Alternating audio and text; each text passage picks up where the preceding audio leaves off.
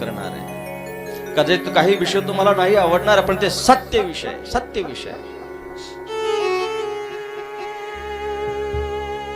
की आज भोलेनाथाला काय लागतंय माय बाप. आपल्याला काय लागतं याचा विचार केल्यापेक्षा माझ्या भगवंताला काय लागतं याचा विचार करा.